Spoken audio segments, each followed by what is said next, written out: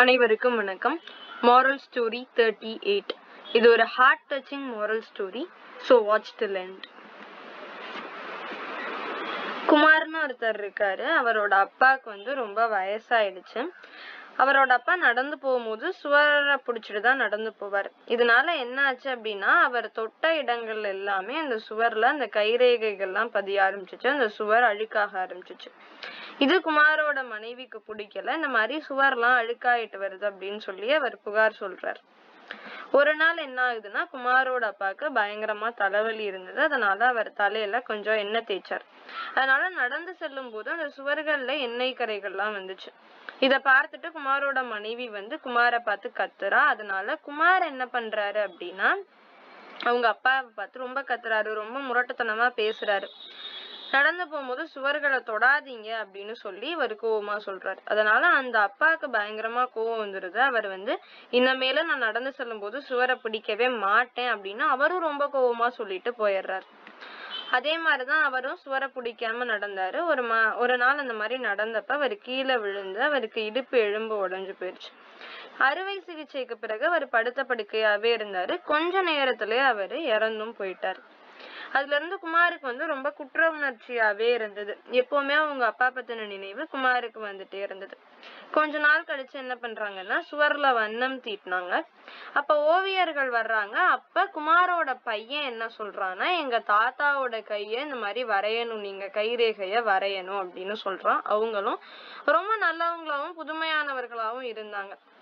சரின்னு சொல்லி குமார் அப்பாவோட கைரேகைகள் எல்லாம் அழிக்காம அதை சுத்தி ஒரு வட்டம் வரைந்து கைரேகைய கை மாதிரி வரைகிறாங்க. அந்த மாதிரி நிறைய விஷயங்கள்லாம் பண்றாங்க. இவங்க வீட்டுக்கு வர்ற எல்லாருமே அந்த தனித்துவமா இருக்குன்னு சொல்லிட்டு ரொம்ப அந்த ஓவியத்தை பாராட்டுவாங்க. காலப்போக்குல என்ன ஆயிருது அப்படின்னா, இவருக்கும் குமாருக்கும் ரொம்ப வயசாயிருது. குமார் அவர் பையனோட சந்தோஷமா இருக்காரு. இப்ப இவருக்கு நடக்கிறதுக்கு சுவரோட ஆதரவு தேவைப்படுது. ஆனா தந்தை கிட்ட சொன்ன வார்த்தைகள் எல்லாம் நினைச்சு பார்த்துட்டு இவர் சுவரை பிடிக்காம நடக்கிறாரு. அப்ப இவர் விழுக போற மாதிரி பயப்படுறாரு. அப்ப கரெக்டா அந்த நேரம் பையன் கைய புடிச்சிடறான். விழுந்துராதீங்கப்பா, சுவரை பிடிச்சே நீங்க நடங்க அப்படின்னு குமாரை பார்த்து குமாரோட பையன் சொல்றான். அதே மாதிரி என்ன ஆகுதுன்னா, குமாரோட பேத்தி தாத்தாவோட கைய புடிச்சுக்கிட்டு நடந்து கூட்டிட்டு போய் ஒரு சோஃபால உட்கார வைக்கிறான். உட்கார வச்சுட்டு அவ ஒரு ஓவியத்துல பரிசு வாங்கியிருப்பா. அது என்ன ஓவியம் அப்படின்னு சொல்லி தாத்தா யாருன்னா குமார் கிட்ட காமிக்கிறான். அது என்ன அப்படின்னா, குமாரோட அப்பாவோட கையதான் குமார் பேத்தி வரைஞ்சு வின் பண்ணியிருப்பா.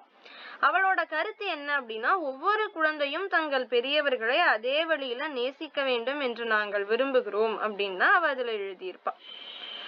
இதெல்லாத்தையும் பார்த்துட்டு குமாருக்கு ரொம்ப மனசு கஷ்டமாயிடும். குமார் அவரோட ரூமுக்குள்ள போயிட்டு மறைந்த தந்தையோட போட்டோ வச்சு மன்னிப்பு கேட்டு ரொம்ப அதிகமா அவர் அழுவார்.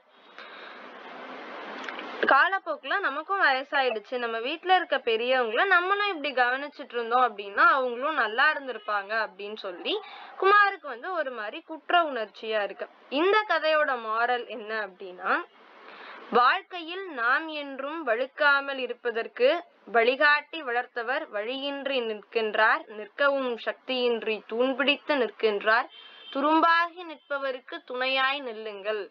அதாவது வயதான காலத்துல நம்மளுடைய பெற்றோர்களை கவனித்துக் கொள்வதும் அவர்களுக்கு வேண்டிய உதவிகளை செய்வதும் ஒவ்வொரு குழந்தையின் கடமையாகும். அந்த கடமையை நாம் கண்டிப்பாக செய்தே ஆக வேண்டும் அப்படிங்கிறது தான் இந்த கதையில இருந்து நம்ம தெரிஞ்சுக்கிற விஷயம்.